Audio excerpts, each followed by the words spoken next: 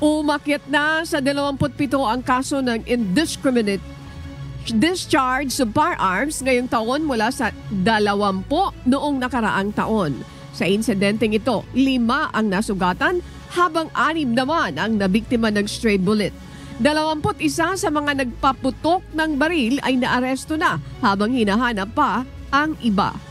Tiniyak naman ng PNP na susuriin nilang maigi ang mga nakuhang slug sa lugar na insidente.